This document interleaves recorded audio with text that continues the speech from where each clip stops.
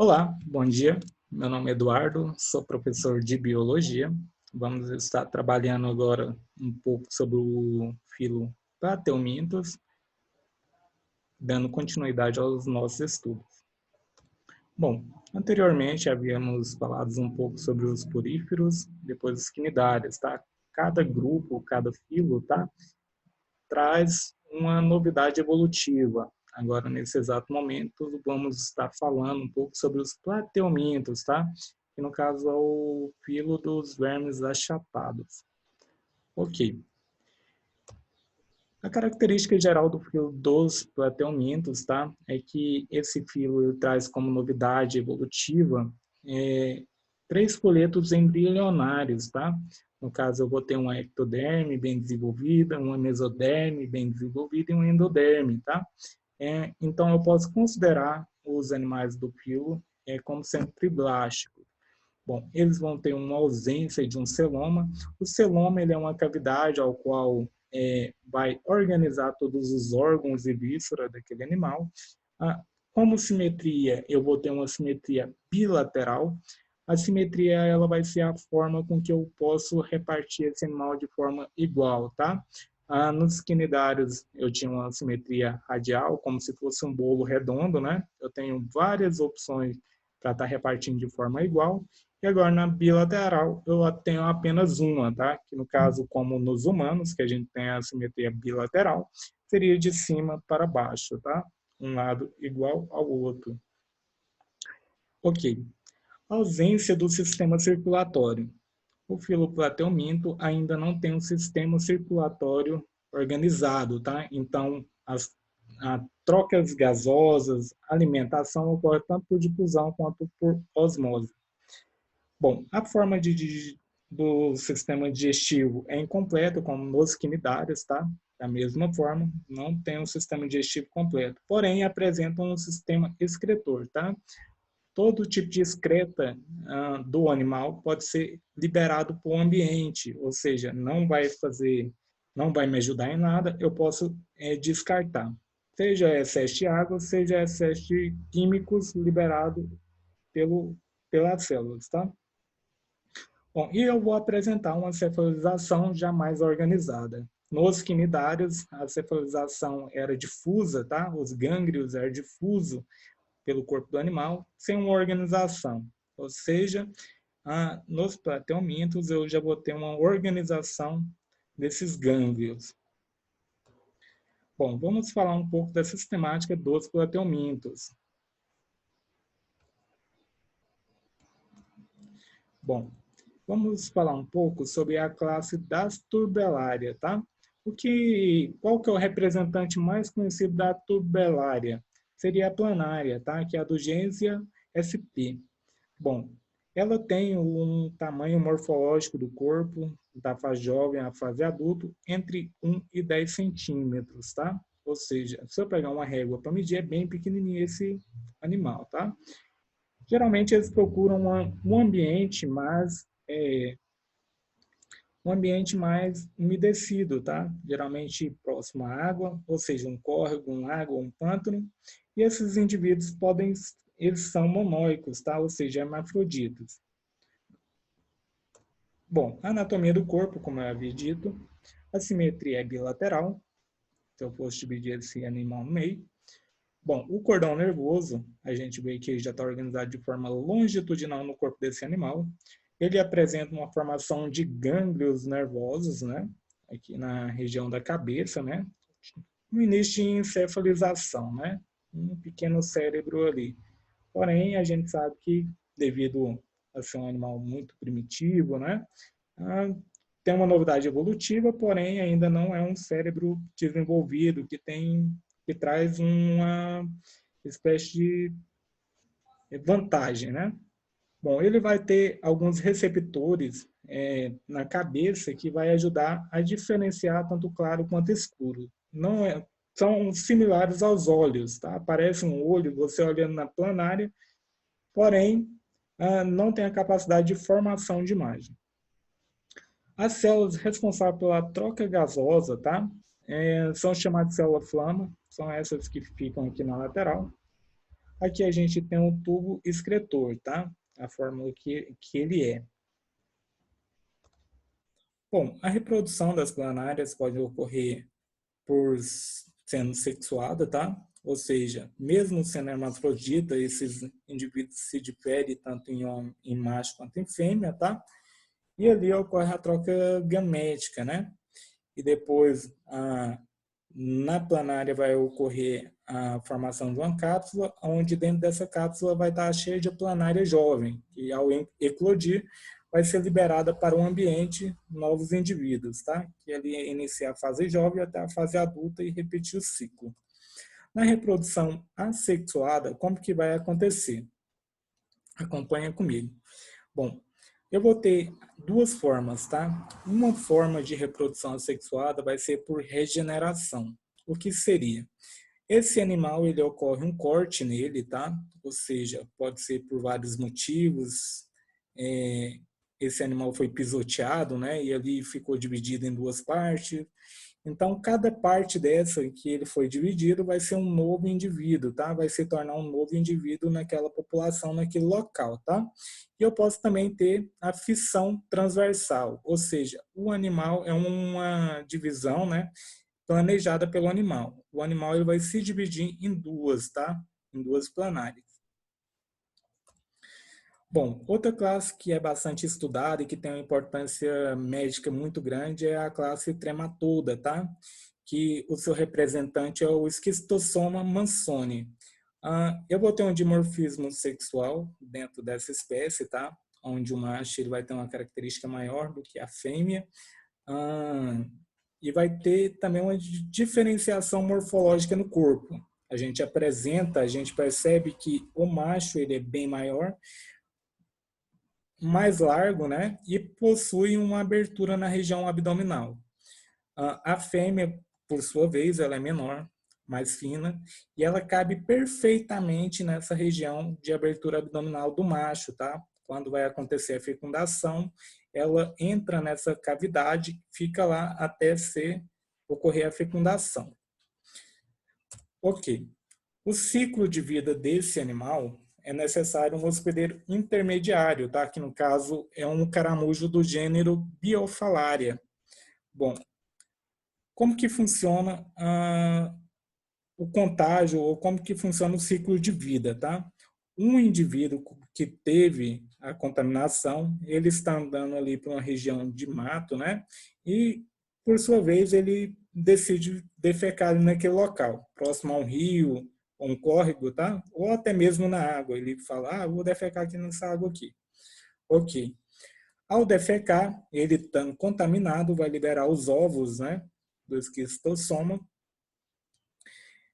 Naquela fezes, os ovos vão ficar viáveis entre 2 a 5 dias. Ok. Depois que eclodirem, vão liberar o miracídio, que é uma pequena larva, né? O miracídio vai ficar viável naquele ambiente entre 24 a 48 horas, tá? Ou seja, entre 24 e 48 horas ele tem que achar o seu hospedeiro intermediário, que no caso é o caramujo, tá? Encontrando o caramujo do gênero Biophallaria, ele vai entrar lá dentro, vai ocorrer sucessivas gerações dentro do caramujo, tá? E por final, o caramujo vai fazer com que seja liberado já a cercária, que no caso vai ser a parte que vai fazer o contágio no humano.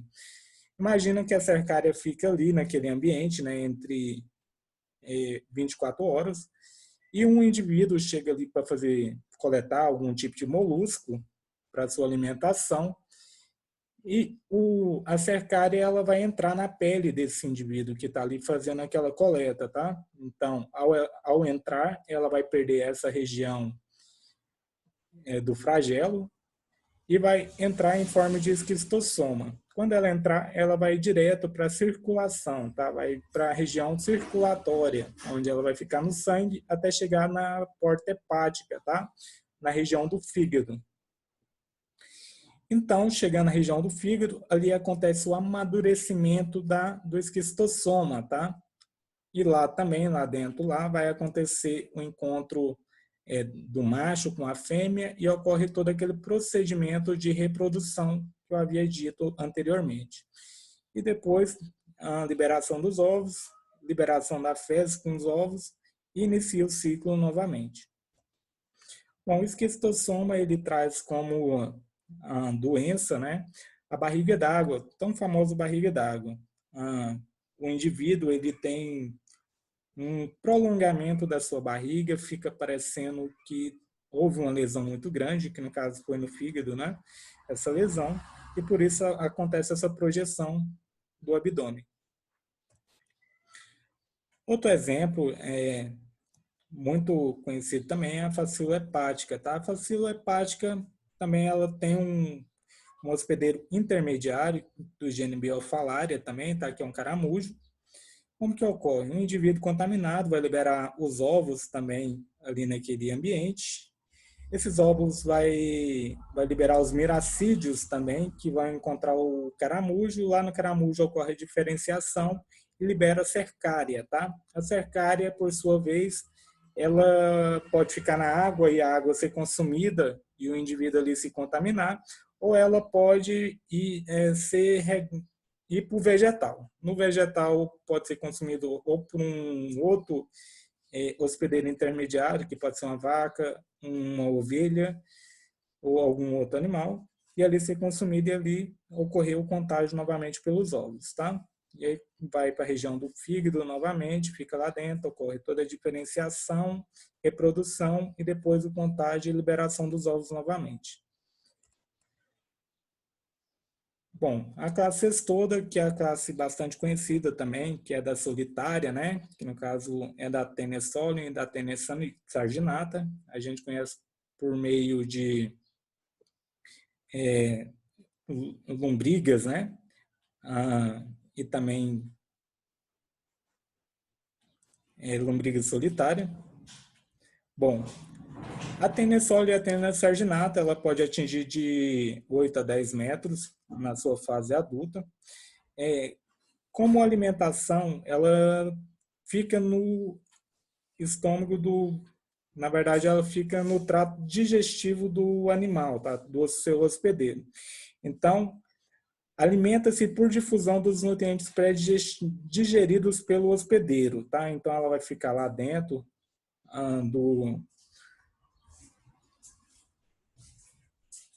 do intestino. Lá no intestino ela vai ocorrer toda a sua diferenciação morfológica e diferenciação de tamanho, é claro, né? E ocorrendo toda essa difusão de alimentos, ou seja, ela vai ficar se nutrindo desses alimentos. Bom, como que é a característica morfológica desse animal? Para diferenciar a Taenia solium da Taenia sarginata, eu vou ter a diferenciação de um gancho que vai ficar na parte da cabeça, né, na parte da scolex da Taenia. Então, na Taenia solium eu vou ter ganchos em cima e na Taenia sarginata eu não vou ter esse gancho, tá? A Taenia solium, ela vai ter como hospedeiro intermediário o porco e a Taenia sarginata a vaca, tá? Então, quando você lembrar de nata, lembra de vaca, tá? Lembra de leite, lembra de vaca. Como que ocorre a reprodução da tênia? A tênia, ela tem algumas superfícies, algumas cavidades que a gente chama de poglótides, tá? Nessas poglótides a gente vai ter o ovário e também vai ter a região do testículo, ou seja, ela vai ter uma autofecundação. Nessa autofecundação, ela vai fecundar os ovos ali dentro, depois ocorre a liberação da proglótide no ambiente, tá? Bom, aqui temos a imagem do estômago de uma tênia, tá? No estômago de um indivíduo, tá?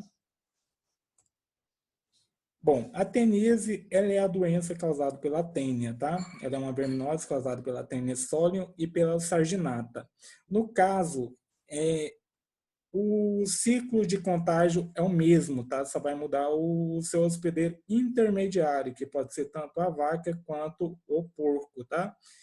Então, como que seria esse contágio, tá? Como que seria esse ciclo? Bom, um indivíduo que já esteja contaminado, ele vai defecar no ambiente, né, liberando as proglótides e os ovos, né, naquele ambiente ali. O porco ou ruminante, né, que é a vaca, vai lá, vai se alimentar daquele capim que esteja contaminado com aqueles ovos, tá? Bom, os ovos vão eclodir no intestino desses animais e depois vão migrar para a parte muscular, onde vai se alojar, tá? Se alojando ali, ocorre o abate desse animal, né? E o consumo de uma carne crua, né? Vamos falar assim, com um preparo rudimentar, onde não ocorre todo aquele cuidado ao preparar. Bom, essa carne, cuja não teve muito tempo no fogo para eliminar qualquer tipo de substância e também parasito, tá? Ele vai ser consumido pelo humano, que no caso vai se infectar. Ao consumir, esse animal vai ir para o intestino, onde vai ficar lá no intestino e vai começar a se nutrir, né? Se nutre, tal, e forma todo aquele ciclo novamente, liberando os ovos, a proglótide e tal. Bom, outro tipo de contágio, outra doença que também é bastante conhecida é a cisticercose, tá? Humana, que ocorre com a Taenia solium. O que seria essa cisticercose, tá? A cisticercose ela ocorre basicamente com uma nova contaminação através dos ovos, tá? Ou seja, o indivíduo já está contaminado, né? Já tem o protozoário lá dentro, lá, o parasito dentro do trato digestivo ali, né? Fazendo todo aquele processo de fazendo todo aquele processo parasítico ali dentro, ali, se nutrindo do seu hospedeiro. Então, ocorre um contágio novamente com os ovos, tá? A partir do momento que ocorre o contágio, ou seja, por pegar em alimentos com a mão suja, ou seja, por comer alimento mal cozido, esses ovos vão entrar na via sanguínea, onde ela pode ir para a região cardíaca, né, a região do coração, ou até mesmo para a massa cefálica, tá? Onde, passando algum tempo, ela vai eclodir, gerando vários problemas para esse hospedeiro, tá? No caso aqui, a gente tem uma imagem de uma massa cefálica, onde tem vários pontos desses aí, cada buraquinho desse daí é uma larva que eclodiu, tá? A Taenia solium. Ok. As atividades vão ficar postadas no grupo, tá? Lá no Google Classroom, para vocês estar fazendo. Leiam as orientações conforme estiver lá, é para ser feito, tá? A devolução dessa atividade ocorre na nossa próxima aula, após esse vídeo. Então, agradeço a vocês, tenham um ótimo dia e bom estudo.